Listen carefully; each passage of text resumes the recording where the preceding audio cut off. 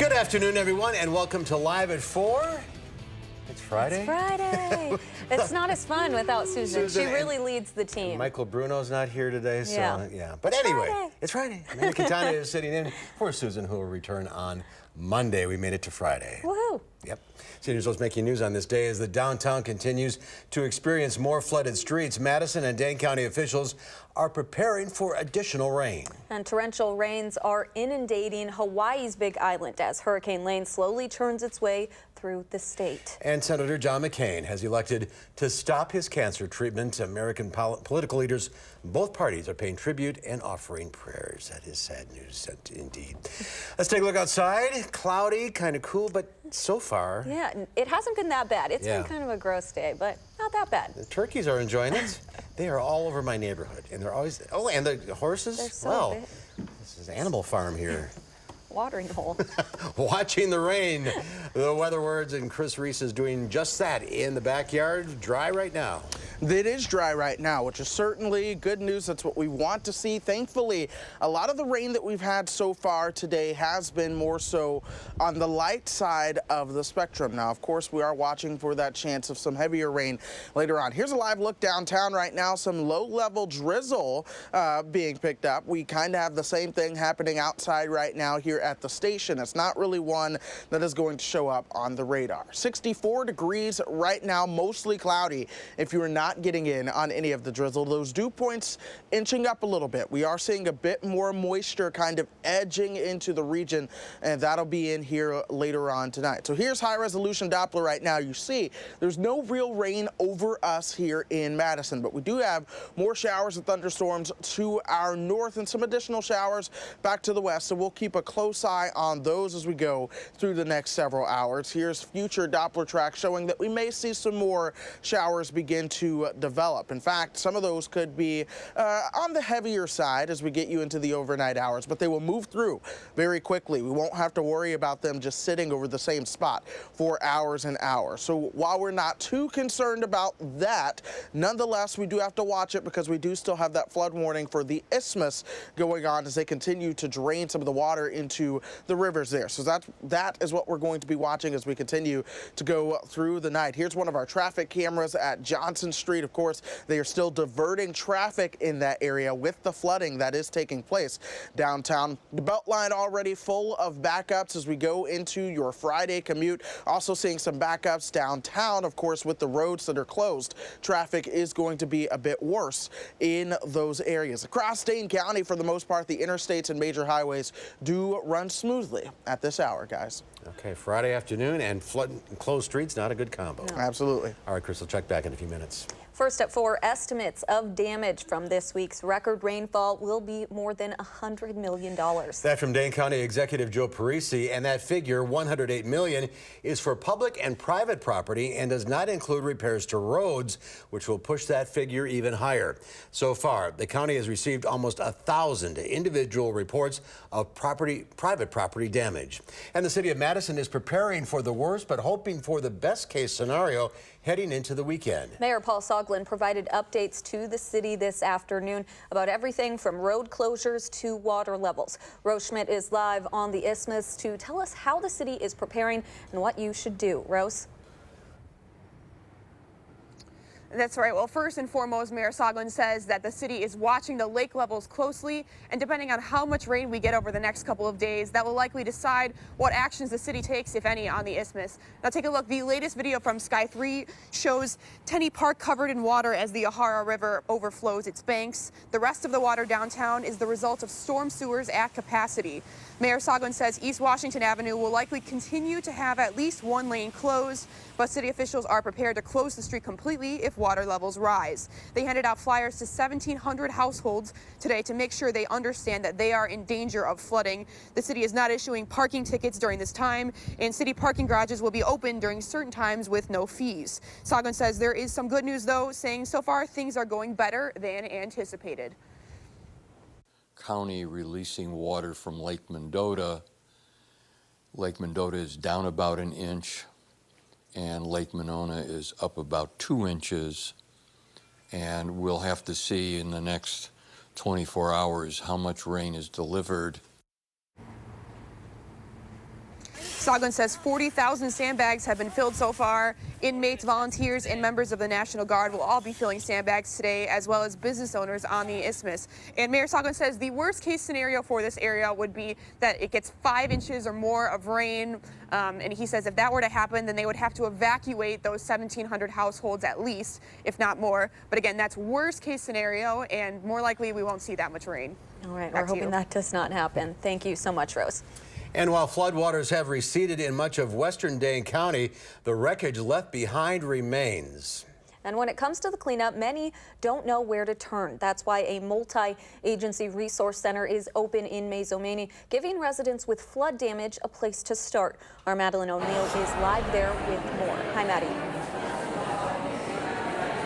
Amanda and Mark, many here in the Maizomanie area lost nearly everything in Monday's flooding, and getting back on their feet can mean searching for answers from several different places. So here in the Maizomanie Elementary School gym, we have a one-stop shop. Since 1 this afternoon, several agencies, including the Red Cross, Salvation Army, DNR, Aging Resource Center, have been here pointing Dane County residents in the right direction. Some people we spoke with haven't been able to sleep at their homes since Monday. Many don't have flood insurance and just don't know what the next step is. This event's aim is to take off some of the stress from those who have already dealt with so much this week. For specific issues, we've got experts here and all these different things. They can sit down and talk with someone that can answer their questions right away instead of having to, look at this website, phone this number, something like this. They can sit down and actually talk to them and answer questions. This resource center will be open at the Maizomanie Elementary School until 7 tonight, and another will open up in Middleton at Black Hawk Church tomorrow from 10 in the morning until 4 in the afternoon. And then coming up at 5, we'll hear more from people here who are looking for help on their next step. Mark and Amanda. Very busy place this afternoon. Maddie O'Neill, thank you. Residents and tourists across the Hawaiian Islands are being warned to hunker down or seek emergency shelter as Hurricane Lane takes aim. The hurricane, which has been downgraded to a Category 2, is drenching Hawaii. So far, some areas have received as much as 35 inches of rain in just 48 hours. It's still packing wind gusts of up to 130 miles per hour as it slowly moves toward Hawaii's Big Island, and it is not moving fast. This is expected to be a long-duration flood event, as the threat for heavy rain may continue after the hurricane passes to the west. I knew the hurricane was coming, so I wanted to get out as soon as possible, but, you can't control Mother Nature, so. So far, about 1,500 residents have evacuated to shelters. Lane is the worst storm to hit the island chain in more than a quarter century. Senator John McCain's family says the 81-year-old senator has decided to stop his cancer treatment. The Arizona Republican has been battling an aggressive form of brain cancer. Kenneth Craig reports on the latest developments. Senator John McCain's family shared the news in a statement, announcing the Arizona Republican has chosen to discontinue medical treatment for the aggressive glioblastoma he's been fighting for more than a year. His family noted he has surpassed expectations for his survival. Senator McCain was diagnosed with the deadly brain cancer last July after undergoing surgery to remove a blood clot above his eye. He stepped away from Washington to focus on treatment. But just 2 weeks after brain surgery, the Arizona senator returned to the Senate floor and defied fellow Republicans, casting the vote that stopped the repeal of Obamacare. McCain hasn't returned to the Capitol since December and has been fighting his brain cancer at his home in Arizona. Former Secretary of State John Kerry called McCain a brave man. And Senate Majority Leader Mitch McConnell said, "We are so fortunate to call him our friend and colleague." McCain's family said they are grateful for the support and kindness of all of his caregivers and for the thousands of people who are keeping him in their prayers. Kenneth Craig for WISC News 3. And while political leaders of both parties are paying tribute and offering prayers for McCain, President Trump has so far been silent. Neither the White House nor the president has spoken out yet.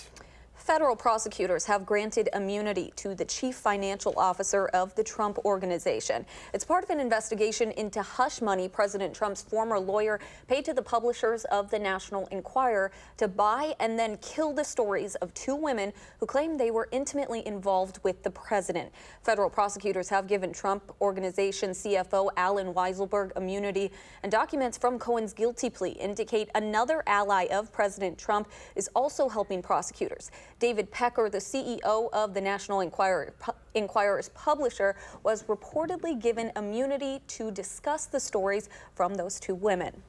Well, Robin Leach, whose voice crystallized the opulent 1980s on the TV show Lifestyles of the Rich and Famous, has died.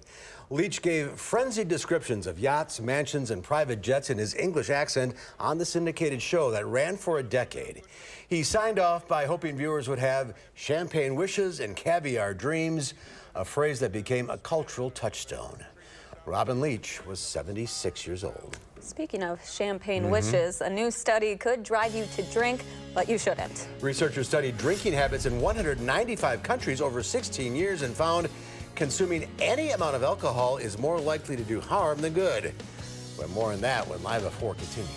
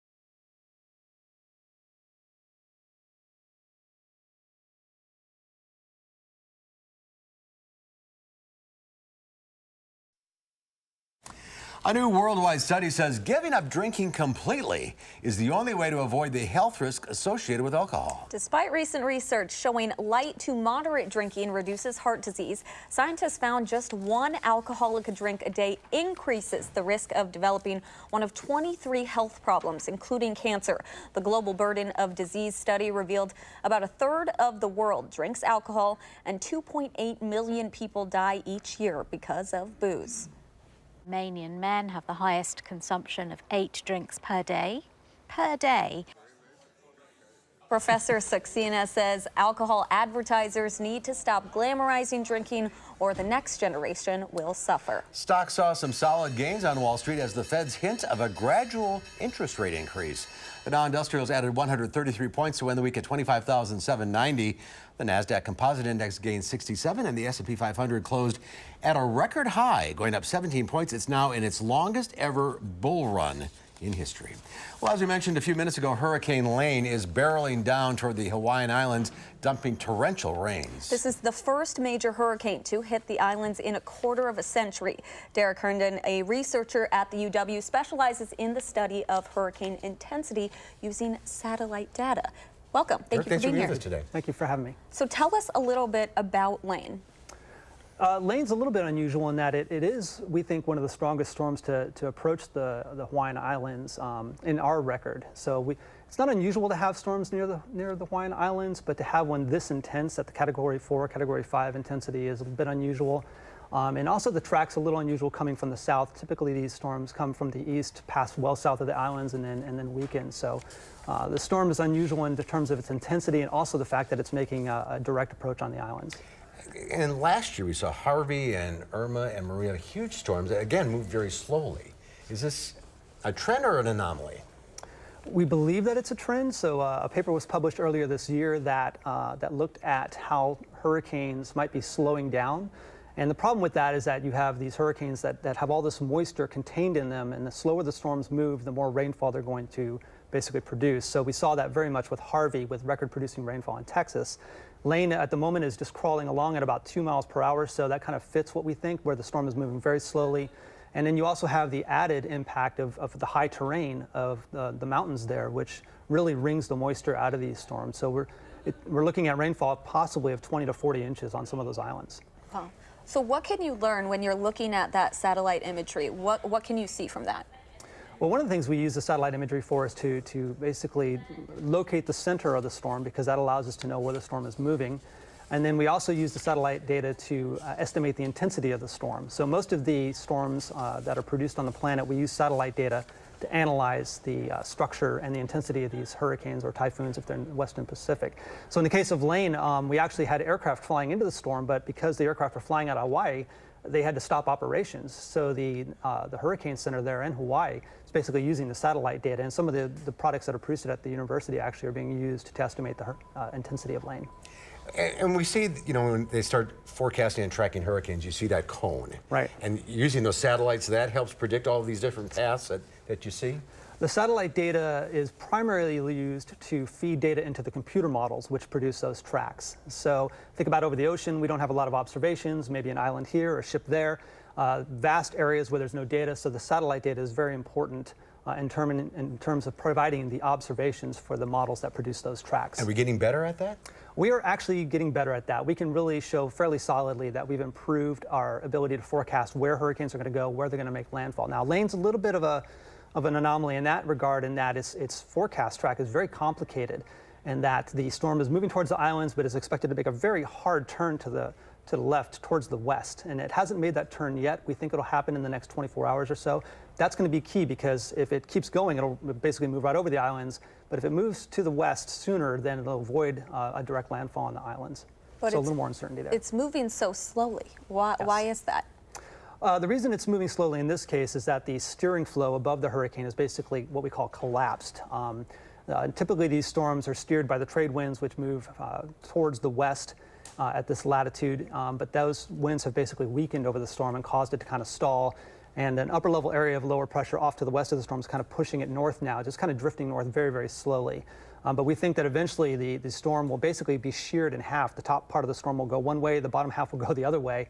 and that bottom half will basically drift off to the west eventually, and the system will begin to weaken.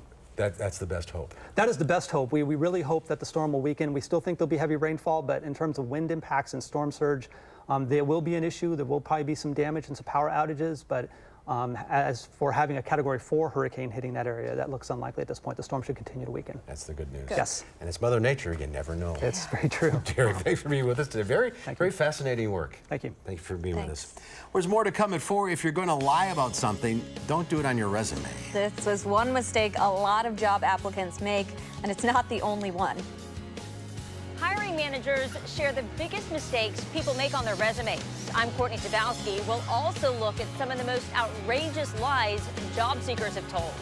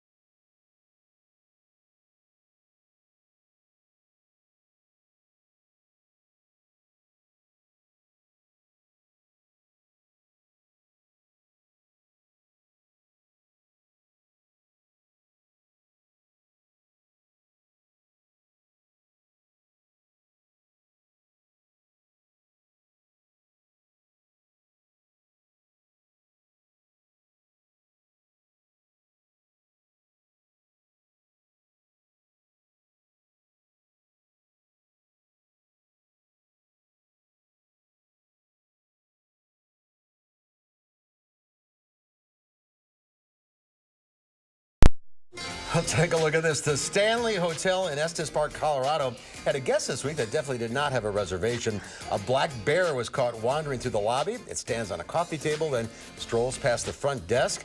A very brave hotel employee caught the intruder on camera. Eventually, the bored bear basically backed out the back door. All part of life in the Rocky Mountains. Well, I don't think I'd get that close. Looked right at the camera. Yeah, there. I know. Oh my gosh, that's what I was thinking. Scary. I don't think I'd get that close to it. No way.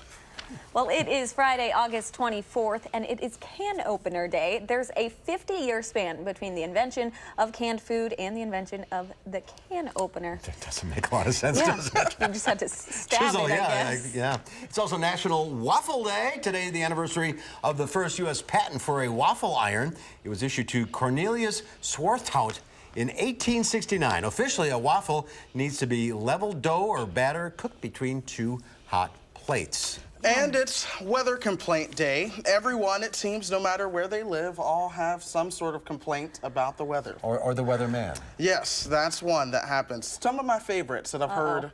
When I interned down in Houston, one of the ones we got was a viewer was offended that the northern side of Houston had a better rain chance than the southern half of Houston, and they just thought it was not fair and not just that we weren't being equal with our rain chances. Well, it's up to you, Ian. Yeah, Just a reminder, that's you don't one. control it. You don't actually control it. I have You no just, idea. Yeah. Now, one I do control from a viewer here in Madison, I like to wear my vest. So we got an email in the weather office. Why does Chris wear vests when it's hot out? Vest. Yeah, my little sweater vest. I like what I wear. That's a valid question. You look snazzy in it. But, you know, I feel good. That's what matters. We've got the forecast coming up after this. Let them get their own show. They can wear whatever they want.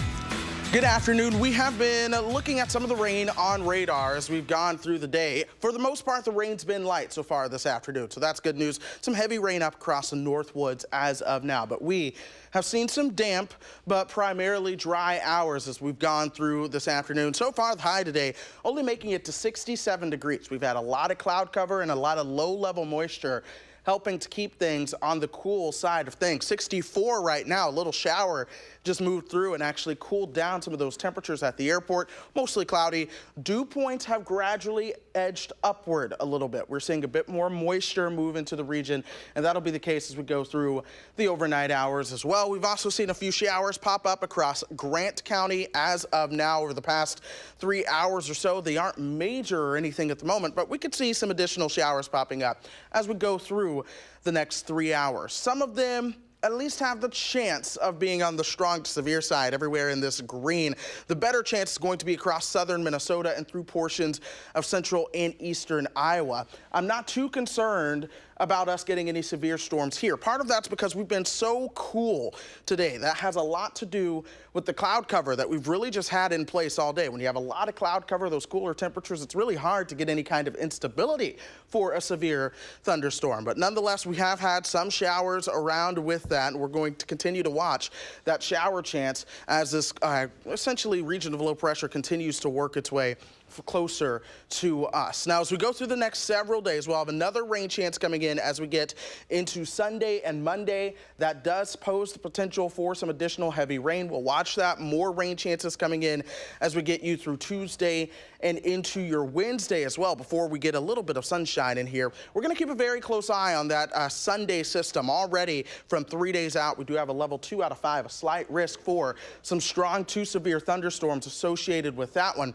We're also going to be watching the heavy rain potential. Here is just one of the models. This is the GFS, and it's showing about 2 inches of rain between now and 4 o'clock on Monday. But let's show you one of the other models between now and Monday, and essentially it is giving us less than 3/10 of an inch. Well, you never mind. That has updated. It just showed half an inch moments ago. It's updated on me now, and now it's showing a little bit over an inch of rain. So we're keeping a very close eye on the trends in these models in terms of any potential heavy rain that we'll see as we go through Sunday. But for that reason, Sunday is an alert day. We're going to go ahead and get that one issued and make sure that everyone is paying attention to the weather that we could see around here on Sunday. Now, in the meantime, going back to tonight, we will watch a chance for some heavy rain that comes in overnight and into the early morning hours on Saturday. Again, it does not look too heavy, and it won't stick around. That'll get out of here rather quickly. So by 3:30, that rain's gone. And then eventually, as we go through the rest of your Saturday, we'll see some more sunshine come into the picture for your Saturday afternoon, with temperatures returning into the 80s. But we really don't need much of any more rain. We've had nearly 8.5 inches of rain so far for the month of August. That is more than enough. Typically, we get about 4 inches of rain for the month. So tonight, 61. We will have at least that chance for a shower or two. Otherwise, we'll see some fog coming into the picture. As we head into tomorrow, it's possible for some showers in the wee morning hours. Otherwise, we'll become partly sunny into the afternoon. Temperatures will top out into the low 80s for those highs. Some sunshine lingers around into early Sunday before the rain chances really come rocking and rolling Sunday night into Monday. Again, that's an alert day for the potential of severe storms, but also the heavy rain that we do not need. That'll continue into Monday with another potentially heavy rainmaker coming in Tuesday and into Wednesday. And with this roller coaster temperature pattern around, we have another rain chance on Friday. Now, of course, everyone here overly sensitive to the word rain right now, as you should be. We should be on edge given the weather pattern that we are in. But of course, we'll have to keep a close eye on it. It's honestly pretty difficult to predict a major shower just sitting on one place is like what we saw the other day. But whenever you have a heavy shower chance around, you just want to watch it closely, especially with the rain that we just had. And these storms are moving a little faster than the one last. These are moving a little faster. There's a bit more steering flow to these, so hopefully we can keep it that way going through the weekend. Look at that parking effect. Exactly. I hope so. Thank you so much. My pleasure. Well, job applicants hope a good resume will help them stand out. But some people may stretch the truth, and according to a new survey, others just flat out lie. Courtney Zubowski reports. Verlene Armstrong is telling the truth about lying on her resume. Have you ever lied on your resume? Of course. Well, I've gotten to a point where I don't need to lie anymore.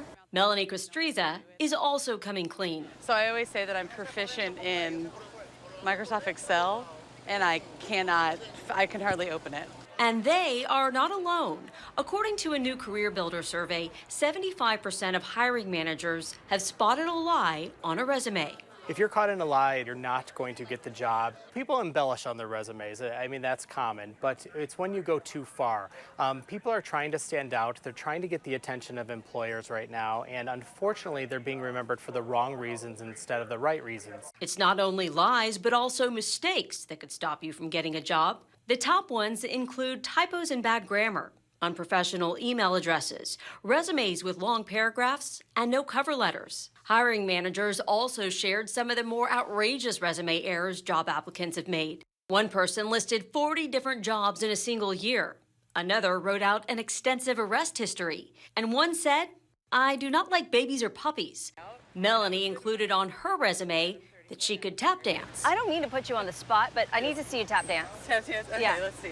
Turns out that one is true. Courtney Zabowski for WISC News 3. 40 jobs in a year? The saddest is you hate babies and puppies. Don't put that on Yeah, there. I don't think that's going to get you a job. Well, still to come at 4, it's the story about a boy and a dog, but not just any dog, a robot dog. We'll take a look at the new family movie Axel, which opens today. That's when Live at 4 continues.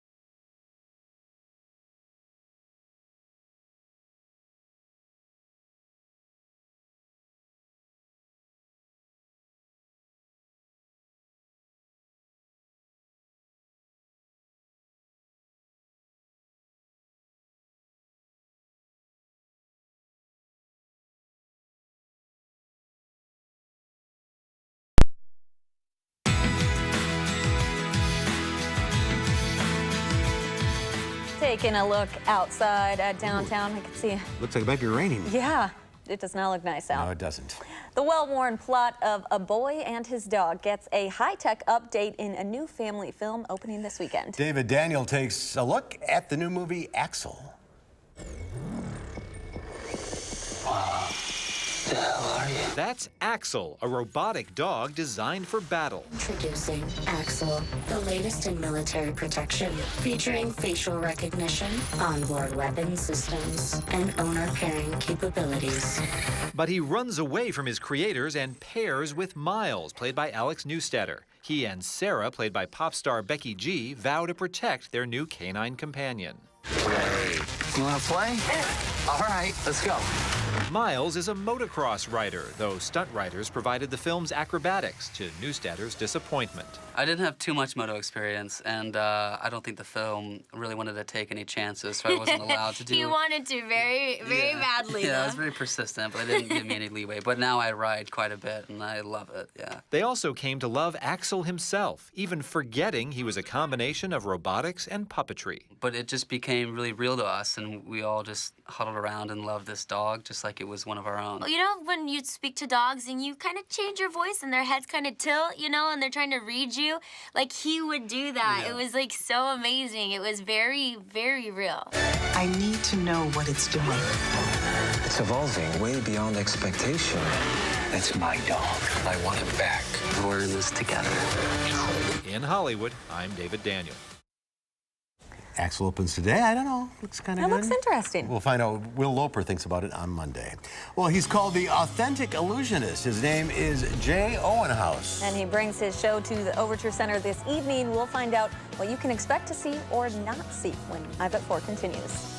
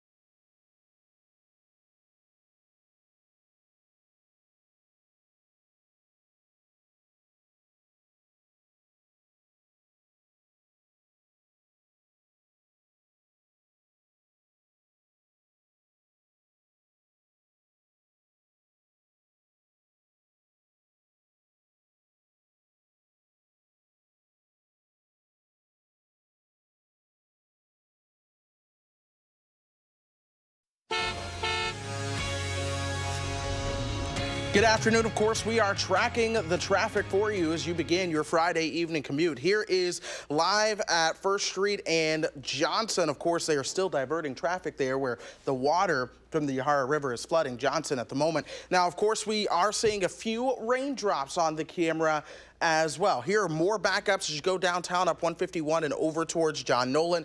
Additional brake lights showing up as you head towards Regent Street there. The Beltline also moving slow at this time. Some folks only moving at about 7 to 11 miles per hour, especially between Verona Road and John Nolan heading eastbound at the moment. So you'll want to make sure that you are packing your patience as you begin to head that route. We'll zoom out just a little bit, and the rest of Dane County doing well. There's a few slow spots outbound 151 past Sun Prairie at the moment, but most of those backups are here in the city of Madison. Eastbound University to the interstate taking you just shy of 45 minutes at the moment, 7 minutes for some of the other routes here. And then, of course, if you were going from Verona Road to John Nolan, the average speed 11, that's taking you just under half an hour as of now, guys. All right, Chris, thank you. Well, the show is called Dare to Believe, and you may not believe your eyes. J. Owen House, who is one of the most awarded illusionists in history, appears tonight at the Overture Center stage. Or does he? I think he does. Jay and his two daughters, Juliana and Christina, also are joining us. Welcome. Welcome to Madison, everyone. Thank you very much. So it's a family affair with Absolutely. you. It is. Your two sons also involved? Yep, so all 4 kids. We get to work together. We travel mainly just on the weekends. You know, everyone's kind of busy with their own life during the week. So we love it. It's this chance to spend time together and work together. When did you get the magic bug? For me, it started when I was 4 years old. I saw a magician perform at my sister's birthday party. I got so excited. This is before the internet, so if you wanted to learn something new, you had to go to the library. My mom took me to the library. She used to read me books on magic, and that's where I developed my love for magic and for reading, really. Wow, and the Tigers, part of your family in this family affair, how do they fit in? Well, we have a private tiger sanctuary in Bozeman, Montana, where we live, and tiger conservation has been an important part of our family's life for a long time. And you know, a lot of people don't know there was over 100,000 tigers in the wild in 1900. Now there's less than 3,500. Most experts believe they will be extinct by 2022. So we just take our tigers out on the weekends. We share them with people. We want to give them an intimate experience with them. So hopefully they'll get excited about preserving them as well. So, you know, and some organizations say, wait a minute, you know, you should be traveling with these wild animals. Yep. But this is like family to you. It is. We have a very unique form of, I guess you could call training and association. We believe that it's all about relationship. It's all about giving them a dignified life in captivity. You know, they do live in our house when they're small, but then we move them out to a beautiful sanctuary, and they actually love to travel. We've never forced one of our cats to go on tour with us. They always want to because we make it fun, and because we're family, it's quality time together. It's just on the weekends, and they love it. And you know, we look at our girls as ambassadors for the species. They've helped increase the population by over 400 in the last 5 years. So, wow. Joanna and Christina, you're on stage, you're assistants? Yes, yeah, we are. What do you like about it? It's super fun to work together as a family and travel and get to be so close. And you're just 13? I'm 14. 14 now. Yeah. So, you see yourself doing this for a while? I certainly enjoy it. So yeah. So what can we expect at the show? We are real excited about the show this year. It's called Dare to Believe. It's actually a collection of my favorite things in magic I've done for the last 25 years. A lot of audience interaction. We do magic with people from the audience. We recreate one of Houdini's greatest escapes. Of course, the tigers. Juliana and Christina will appear and disappear unexpectedly. It's going to be a lot of fun. We've seen some video of the show. It's quite a spectacle. It is, yeah. And a lot goes into that. Yeah, it does. We have a crew of 14 people besides the family, so. And it's for the whole family. It is. It's a, you know, we're a family. We wanted to do a family show just to hopefully inspire families, and we love working together. So. Can you show us a little trick? I can. You know, actually, well, let me ask you this. Do you have a dollar I can borrow? Sure. Oh, your money falling out of your pockets, huh? Yeah, $1. $1. Well, I'm going to actually show you the first magic trick. Let's see, which camera should I, so I can give people a chance to see this at home. Okay, this is the first magic trick I ever saw performed. It sparked my interest in magic when I was a young boy. And as we know, $1 bill has a picture of George Washington on the front. Oops, upside down there. The word 1 written on the back. Now, when I saw this, the magician took the dollar bill. Are we doing it on 3 or 4? Okay, over here. Okay. All right. When I saw this, the magician took the dollar. He began to fold it. And he told me never to take my eyes off that dollar, even though it got very small, and I didn't. And I'm going to ask you and the viewers at home not to take their eyes off this dollar, even though it's getting very small. Because the amazing thing is when that magician began to unfold that dollar bill, I realized that something amazing had happened, because that dollar bill had actually transformed itself into a genuine $100 bill. And if you're wondering, that's how a magician makes their money. Not Okay, bad. I'll take my dollar back. Thank you. Well, welcome to Madison. We hope you have a great show. Can't wait to see the Tigers. It's Dare to Believe. The show's tonight, 7:30 at the Overture Center. Go to overture.org for ticket information. Continued success. Thanks for being with us today. Yeah, it was my pleasure. Well, the final check of your forecast coming up.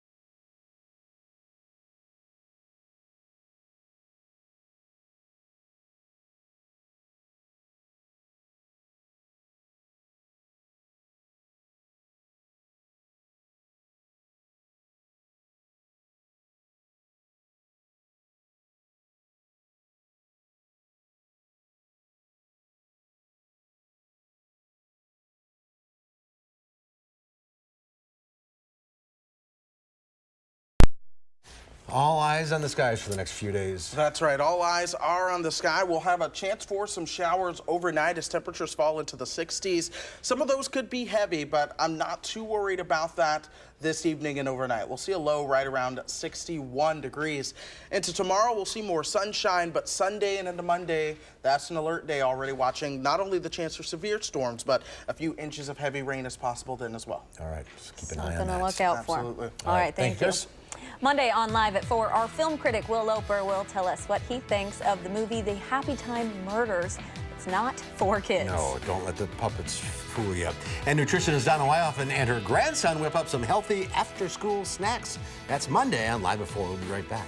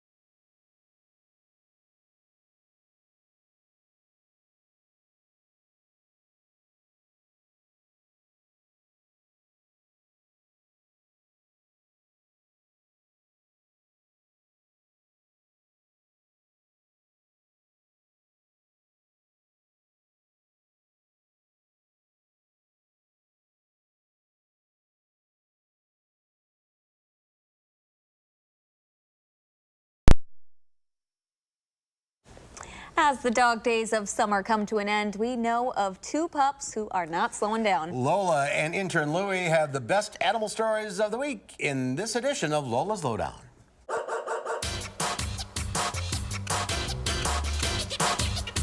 This week on the Lowdown, it's a doggy date gone bad. Border Patrol pups beat the heat. And Fred and Mila check out their new digs. But first, Lola reports it's time for the annual weigh-in of 3,500 animals at the UK's largest zoo. All creatures, great and small, from gargantuan rhinos to feather-light butterflies, have their vital statistics recorded. Getting birds to stay put can pose a challenge. However, snails, not so much.